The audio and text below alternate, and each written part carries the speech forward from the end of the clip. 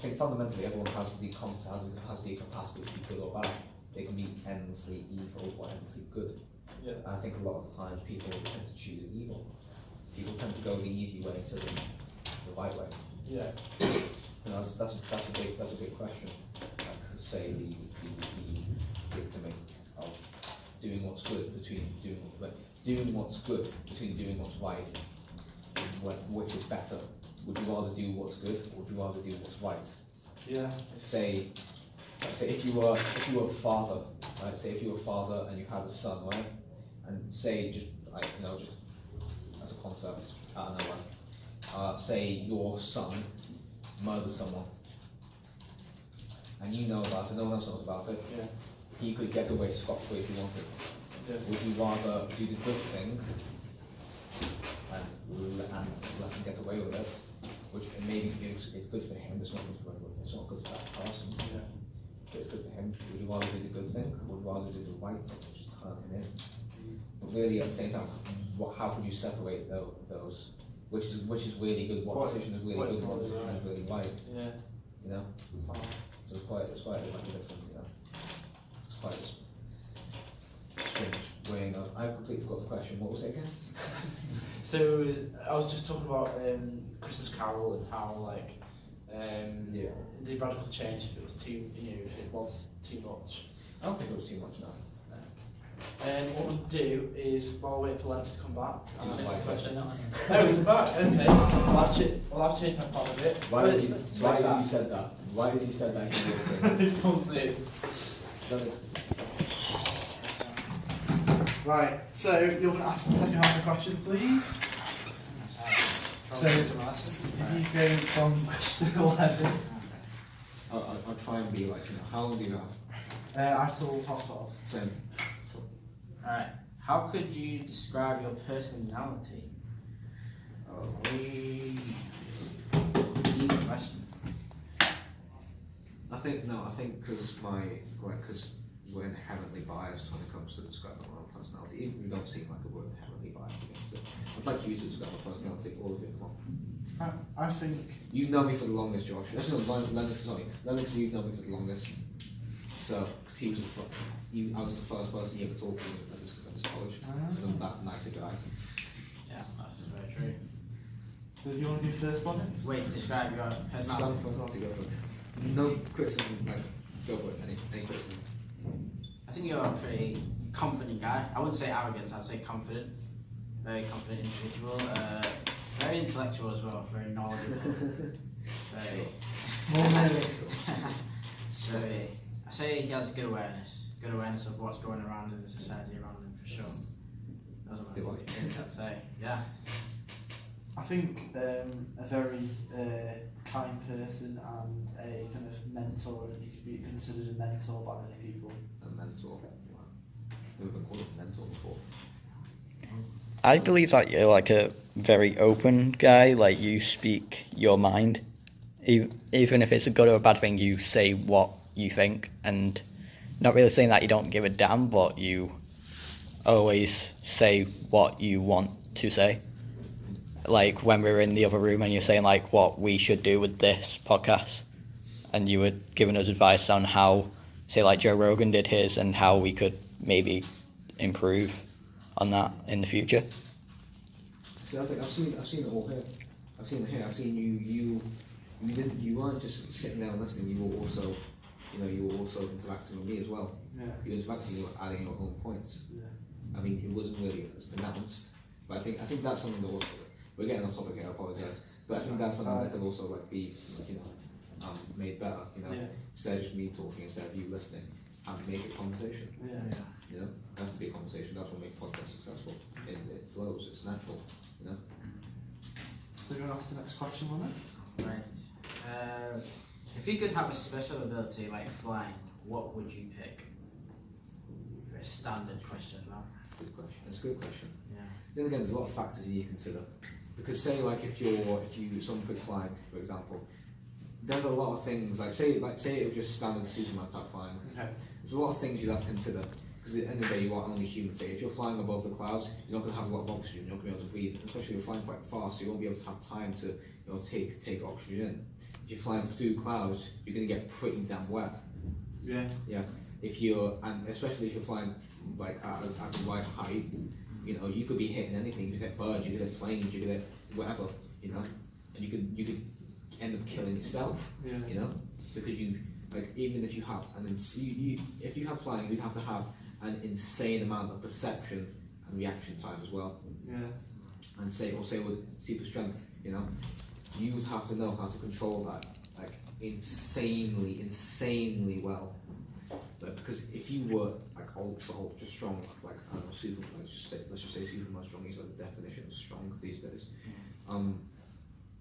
If you were as strong as that, you'd have to be very careful doing anything. Yeah. Shake a man's hand, you could destroy his entire hand. You could, you drop your fingers on the table, you could break the table. You have to More apply. damage. You can have more damage than good. Yeah, you have to apply the tiniest amount of force possible.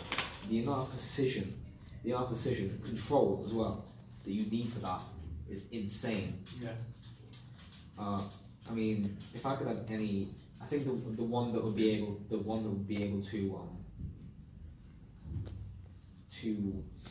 I think benefit me the most is to be average at everything I do.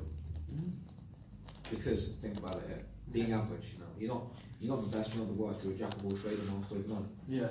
Better than the master of one, right? Say if someone asks you to go find the cure for cancer, well, it's not a snap and done cure, You're going to sit in the lab for an hour and then just, I found the cure for cancer. You're going to be working at it. You're going to be working hard. That's what work ethic comes in. I was telling you about earlier. It's not going to be snap and done, but you're going to be able to do it. You're going to be able to do it eventually. Same like say if you want to learn how to fly, you're average at flying. Well, you're not flying through the skies at like 100 miles per hour, but you're getting there. You're getting there. You could do anything. If you really, at the end of the day, you could do anything you wanted. If you're good at everything, if you're not the best, no one is the best at everything, but if you're okay at everything, you can get by. Yeah. If you're decent at it, if you're as good as the next guy, you could do anything. Just give it some time and effort. Yeah. You could do anything you wanted. So yeah. That's probably one of the best answers I've heard to that question. People just like fly in, super strength, you just smashed it. So, is the one and only Gordon Ramsay a good or bad person? Ooh. He's a good person. He's a very good person. I think because he's. I think people see him as a bad person because he can come across as quite harsh, and he comes across as quite he comes across as a dick really. End of the day, but I think that's partly because of entertainment value of his shows, like say Hell's Kitchen. Yeah. He's not that much of a dick in real life. Yeah. He can't be. No one's that much of a dick in real life. And he's not. And same in Ramsay's Kitchen Nightmares. He's the reason he's so harsh, I believe, is because he genuinely really cares. Because you can tell the guy is in love with food. Simple as. He's in love with everything about it. It's his baby, really, end of the day. And say if you invented the game of golf, you'd want everyone to be good at it. You wouldn't want people to butcher the game. I'm not saying he invented it, but he is a master of it. Yeah. Say Rory McIlroy. How do you think Rory McIlroy would feel if he went to a golf club and saw people absolutely butchering it, genuinely butchering it? He'd feel he'd feel bad. He'd think this is the sport that I have dedicated my life to. Yeah.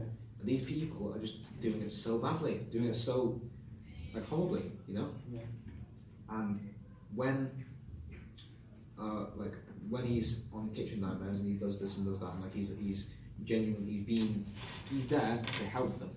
And the best way you can do that is by being harsh, by being commanding, because as a head chef, as the head chef of one of the most successful restaurants, as one of the most successful chefs of all time, he has to be a commanding presence. Yeah. And the only way he knows how to get his point across effectively and to make people listen to him is to shout, is to be commanding, authoritative, and yes, rude, blatantly rude, because he really does care. calling him a bad person would be to completely undermine everything he's done for, you know, for all the restaurants and all places he's visited that he's made better. Yeah. You know, like Hotel Paris, the hotels he's gone to, they've come out really well. Some of them come out really well, some of them come out badly. It's not his fault. He tried his best, and and it just didn't work. You know, but you can tell the guy really cares. Yeah. You know, he cares, and that the way that he is getting that across is by being the same way he'd be in the kitchen at his restaurant with people at this restaurant. Because that's the best way. That's the only way he knows how, or the best way he knows how. Do you think that Jamie Oliver's healthy eating campaigns is good, or do you feel that it deserves the hate that you give it? I understand where he's coming from, but I can't really condone it. At the end of the day, like, you know, I believe there was a ban. He wanted to ban 2 for 1 pizzas, was it? Alright. Yeah, he wanted to ban 2 for 1 pizzas. I think that's like I think he has an assumption that everyone can afford 1 pizza or 2 for 1 pizzas. You know what I mean? Everyone can afford to eat healthy, but that's not always, because a lot of the time, you know, like the stuff that you'll get, like the processed food is cheap, simple as. Yeah. Processed food is cheap. Processed food can get you through, and if you can't afford, like, you know, proper stuff, you can't afford proper ingredients, proper food, proper, you know, well-made food. Yeah. You gotta make do. Yeah. And you know, sometimes healthy eating isn't like a choice, really. Yeah. You don't have the opportunity, so you really need to you need to take into account the income of people, you know. Yeah. Yeah, I mean, sure, yeah, I would highly condone, like, not condone, I would highly recommend like eating healthy. I think everyone should eat healthy. Yeah. But if you're taking away like things that, you know, if you're taking away the things that some people rely on, may very well rely on to survive, you know, that's just cruel. Yeah. Because you're catering to the 1%. Yeah. And that's just cruel. Simple as. I think you've got to go, Alex. It's 11:58. My lessons are 12:30. Oh, is it? Oh, right. I thought you said I've got my lesson in 12 minutes. I thought so. Oh, right, yeah. So I thought. So what are your feelings about Nicolas Cage? Oh, he's a legend. He's an icon. He's a man's man. You know, men want to be him. Men want to be with him. You know. Want to emulate him? What? Do you think they want to emulate him? Yeah, of course. He doesn't want to emulate Nicolas Cage. Yeah. He's just a legend in his time. Yeah.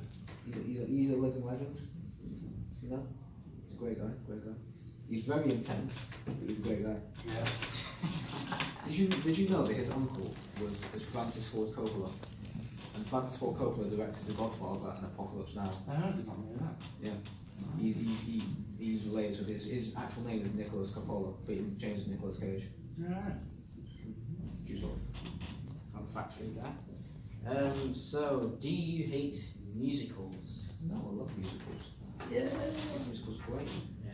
I feel like everyone's answered, oh no, I hate musicals, I hate them so much, or you want more of that. I don't know if they actually mean it though. They could just be saying it just because that's Just what like the cool. society. Yeah. Musicals are great, you know.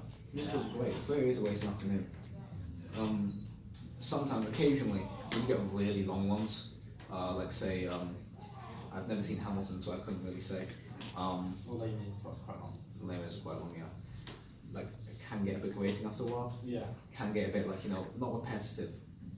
But it can get, you know, it's like, oh, just stop with the singing and let's go on with it, you know what I mean? Yeah, and Pierce Brosnan was given a lot of stick for his singing. Yeah, but it's Pierce Brosnan, isn't it?